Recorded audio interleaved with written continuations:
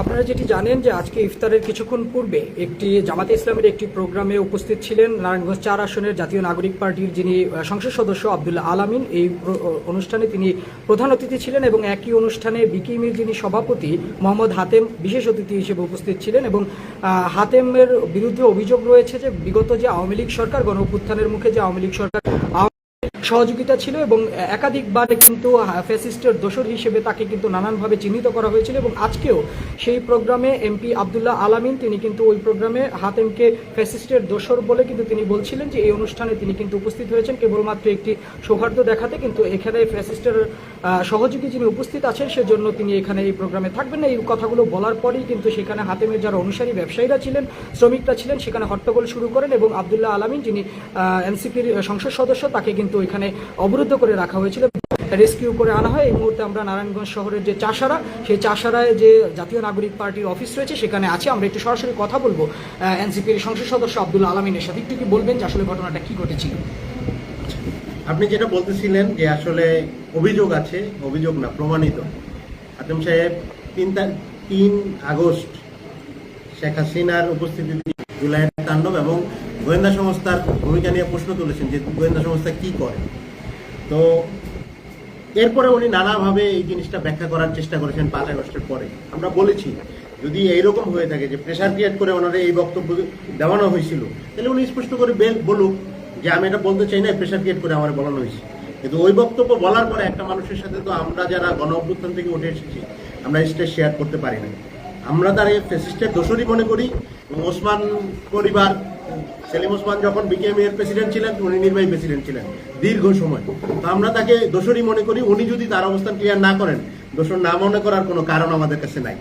তো সেই জায়গা থেকে একটা প্রোগ্রামে আমরা গিয়েছিলাম, সেটা হচ্ছে পেশাজীবী ফোরাম, জামাতের একটা সংগঠন, ওইখানের প্রোগ্রামে আমরা গিয়েছিলাম। আমি জানতাম না যে ওইখানে হাতেম সাহেব থাকবেন, তো জানলে হয়তো আমি যাইতাম না।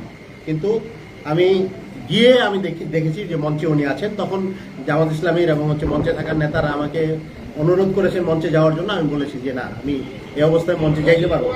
তো আমি মঞ্চের বাইরে বসেছিলাম এবং আমার বক্তব্যের সময় আমি বলেছি যে কোনো ফ্যাসিস্টের দোসর যে স্টেজে আছে ওই স্টেজে আমি শেয়ার করতে পারি না, এবং আমি যদি জানতাম তাহলে আমি এই প্রোগ্রামে আসতাম। এটা বলার পরে হাতেম সাহেব তার দলবল নিয়ে উনি বের হয়ে যান, এবং বের হয়ে গেলে কোনো সমস্যা নাই, এতটুকু পর্যন্ত ডেমোক্রেটিক। কিন্তু উনি যেটা করেছেন, উনি নিচে ওনার গুন্ডা পান্ডাদের নিয়ে এসেছেন এবং তাদের দিয়ে নিচে বিল্ডিংয়ের নিচে অবরুদ্ধ করার চেষ্টা করেছেন, এবং উনি লোকজনকে বলেছেন যে আমাদের নেতাকর্মীদের উপর হামলা করতে। ওনার ডাকে লোকজন নিয়ে এসেছে। আমাদের নেতাকর্মীরা যখন আমার অবরোধের খবর পাইছে, আমাদের নেতাকর্মীরা যখন গেছে আমাদের নেতাকর্মীদের উপর হামলাও করেছে।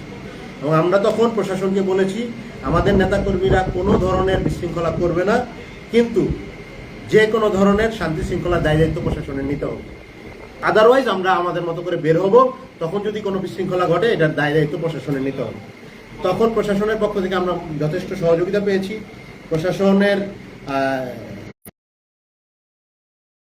সাহেব, ফতুল্লাহ থানার ওসি সাহেব সহ সবাই এখানে প্রতিনিধিও পাঠিয়েছেন, এবং ওসি সাহেব, এএসপি সাহেব নিজে গিয়ে ওনারা ওই সমস্যার সমাধান করেছেন এবং আমাদেরকে নিয়ে এসেছেন, এবং ওই হাতেমের যে গুন্ডা বাহিনী তাদেরকে নিবৃত্ত করেছেন। তো আমরা এখানে প্রশাসনকেও একটা কথা বলতে চাই যে 5 আগস্টের পরে যদি এইরকম অবরুদ্ধ করার মানে ফ্যাসিস্টকে ফ্যাসিস্ট বলার কারণে অবরুদ্ধ করার ঘটনা,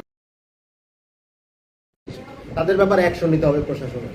প্রশাসন যদি এই ব্যাপারে কোনো রকম দুর্বলতা পোষণ করে তাহলে আমরা মনে করব যে প্রশাসনের আসলে মোটিভটা কি, এটা মনে করার যথেষ্ট কারণ থাকে। এই জন্য আমরা চাই প্রশাসন দায়িত্বশীলতার সাথে জিনিসটা খেয়াল করবে, এবং যে সকল সন্ত্রাসী গুন্ডা হাতেমের আহ্বানে আসছে তাদেরকে অবশ্যই চিহ্নিত করে তাদের ব্যাপারে ব্যবস্থা নিতে হবে। কারণ এই ধরনের একটা ব্যবসায়িক এলাকায় এই ধরনের গুন্ডাগিরি করে যারা অলরেডি চাঁদাবাজি করে, ছিনতাই করে, জুট ব্যবসা করে, তাদের দিয়ে যদি হাতেম সাহেব গুন্ডামি করতে চান তাহলে এগুলো জনগণ যেভাবে ফ্যাসিস্টদের প্রতিহত করছে জনগণ তাকেও প্রতিহত করবে ইনশাআল্লাহ। আপনি নির্বাচনের আগে এবং নির্বাচনের এই বিজয়ী হওয়ার পরেও একাধিকবার চাঁদাবাজ ভূমিদস্যু এদের বিরুদ্ধে কথা বলেছেন। আজকে কি সেইটাও আসলে ট্রিগার করলো কিনা, যেহেতু আপনি তাদের বিরুদ্ধে আসলে এক ধরনের যুদ্ধই ঘোষণা করেছেন, এই বিষয়টা একটু বলুন। আমি মনে করি এরকম, কারণ আপনারা জানেন যে আমাদের এখানে ফতুল্লায় আছে বিসি, এখানে প্রচুর অবৈধ ব্যবসা, অবৈধ লেনদেন চলে। আপনারা জানেন, ঝুট ব্যবসা বলেন, অন্যান্য ব্যবসা বলেন, ছিনতাই বলেন, চাঁদাবাজি বলেন। তো স্বাভাবিকভাবে হয়তোবা বিএনপি দলীয় যারা স্বেচ্ছাসেবক দল আরো যুব দল, এরা হয়তোবা মনে করছে যে এমপি সাহেবের পাইছি বিপদে, আমরা একটু তারে চাপে ফেলাইয়া আমরা আমাদের ব্যবসাটা জায়েজ করে নিই। আমরা যেটা বলবো যে আমরা এইগুলোতে আমরা পরোয়া করি না। এখানে অবরুদ্ধর কিছু নাই। আমরা প্রশাসনকেও বলেছি যে আপনারা বলেন আমি কি বের হবো কিনা। যদি মনে করেন যে আমি বের হবো, তাহলে আমি বের হই, যা হওয়ার হবে। তখন প্রশাসন আমাকে রিকোয়েস্ট করছে যে না, আপনি বের হয়েন না, আমরা আসি, আমাদেরকে একটু পরিস্থিতিটা ডিল করতে দেন। তা আমরা প্রশাসনের প্রতি সম্মান রেখেছি এবং তারা পরিস্থিতি ডিল করেছেন ওইটার প্রতি। জি, আমরা যেটা দেখছিলাম যে বাইরে কয়েকজনের হাতে, আমি নিজেই দেখেছিলাম যে হকি স্টিক এবং বাঁশও হাতে ছিল। এই বিষয়টা আপনারা আসলে, এবং আপনাদের কয়েকজন অ্যাসল্টও হয়েছেন আপনি বলছিলেন, এই বিষয়টা আমাদের শ্রমিক শক্তির কেন্দ্রীয় সংগঠক ফয়সাল সহ আমাদের 4-5 জন আহত হয়েছেন। কেন আহত হয়েছেন? খুবই স্বাভাবিক। আমাকে মানে আমার নেতাকর্মীরা যখন জানবে যে আমাকে অবরুদ্ধ করা হয়েছে, স্বাভাবিকভাবে তারা যাবে। যাওয়ার পরে সেখানে হাতেম সাহেবের আহ্বানে আসছে ওই যে বললাম আমি, স্বেচ্ছাসেবক দলের রাসেল সহ গুন্ডা বাহিনী, যাদের হাতে আপনিই বলতেছেন আপনি অস্ত্র দেখেছেন। তারা অনেক ক্ষেত্রে পুলিশ প্রশাসনের উপস্থিতি করেছে এবং আমাদের নেতাকর্মীদের উপর হামলা করেছে। আমরা ওসি সাহেবকেও বলেছি, প্রশাসনকে বলেছি যে স্পেসিফিক, আমি নাম ধরে বলেছি যে অবশ্যই ব্যবস্থা নিতে হবে। কারা এই কাজ করছে, ওখানে সিসিটিভি আছে, ওইটা একটা রেস্ট্রিক্টেড এলাকা, বিজনেস এরিয়া, ওখানে সিসিটিভি আছে। ফুটেজ দেখে কারা এখানে গুন্ডামি করেছে, কাদের হাতে অস্ত্র ছিল, আইডেন্টিফাই করে অবশ্যই আইনগত ব্যবস্থা নিতে হবে। যদি না নেয় তাহলে আমাদের আইনগত রাস্তায় যেতে হবে। আপনাকে হিট করার পরিকল্পনা ছিল, এমন কোনো শঙ্কা করছেন কি?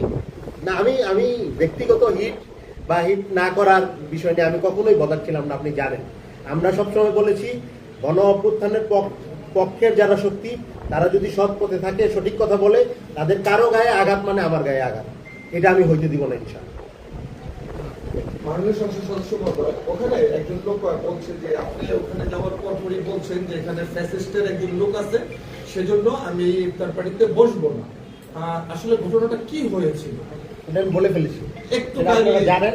আমরা বলেছি যে ফ্যাসিস্টের দোষর আপনারা জানেন। হাতেম সাহেব 3 আগস্ট জুলাই গণ অভ্যুত্থানকে বলেছে যে জুলাইয়ের তাণ্ডব, আইন শৃঙ্খলা বাহিনী গোয়েন্দা সংস্থারে বলেছে যে এখানে কি করার আছে, মানে তারা কেন ব্যবস্থা নেয় না।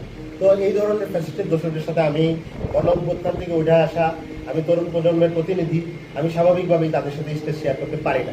উনি যদি উনি অনেক সময় বলার চেষ্টা করেছেন, উনি বাধ্য হয়ে বলেছেন, তাহলে বলার চেষ্টা না, ওনার স্পেসিফিক বলতে হবে যে উনি বাধ্য হয়ে বলছেন কিনা, নাকি এটা তার মনের কথা, এটা তো তার স্পষ্ট করতে হবে। আর যদি এটা উনি বলে থাকেন, ওনার ক্ষমা চাইতে হবে, স্বাভাবিক। এখানে তো তার সাথে আমার স্টেজ শেয়ার অবস্থান ক্লিয়ার। সাহেব একটু কিছু বলবেন যে আপনারা কিভাবে পরিস্থিতিটাকে আসলে নিয়ন্ত্রণ করলেন, কি ঘটছিল আসলে 2 ঘন্টা ধরে? মাননীয় মহোদয় ফোন করার সঙ্গে সঙ্গে আমার 2টা পার্টি ছিল বিসিকে রেখে রেগুলার ডিউটি, তাদের বলছে এবং আমি আমার ফোর্স নিয়ে দ্রুত মুভ করছি এবং আমি আমার আঙ্কমান sir, police super sir, additional SP sir, আমার সার্কেল স্যারকে নিয়ে সবাই মিলে আমরা সমন্বিত হয়ে দেখছি তারা মুভ করার চেষ্টা করে। আমরা ইনশাল্লাহ আমাদের সর্বাত্মকভাবে আমরা চেষ্টা করছি এবং ভালোভাবে এমপি মহোদয়কে আমরা রেস্কিউ করে নিয়ে এসেছি। আর যারা আপনি যেটা বললেন যে মুভ করার চেষ্টা করছে, তাহলে অবশ্যই মাননীয় প্রধানমন্ত্রীর আদেশ আছে যে এই মুহূর্তে আর কেউ এগুলো করতে পারবে না, চেষ্টা করলেও পারবে না, আমরা অবশ্যই আইনগত ব্যবস্থা নিই। আচ্ছা, মাননীয় পুলিশ সাহেব যে কথাটা বলছে যে ওইখানে স্বেচ্ছাসেবক দলের সাধারণ সম্পাদক রাসেল ওনার বিসিকটা পুরোটা অনেক সময় নিয়ন্ত্রণ করা হয়, স্টিজমাল থেকে শুরু করে ওইখানে জালিমতন্ত্র, জুলুমতন্ত্র, প্রত্যেকটা জিনিসটাই ওনার নেতৃত্ব দেয়। এই বিষয়টা কি আপনার নলেজে আছে? আসলে আমি এটা শিওর না হয়ে কোনো মন্তব্য করতে পারবো না। আমি যখন গেছি তখন তারা পেন, আর আমার সাব ইন্সপেক্টর যারা ছিল তারা পাইছে এবং তারা বলছে তারা দেখছে তাকে। আর আমাদের টিম যখন আমরা বুঝাই তাকে দেখতে পাই না, ভাই বলার সঙ্গে সঙ্গে আমার নিচে নামছি দ্রুত, থাকলে আমি একটা ব্যবস্থা নিতাম।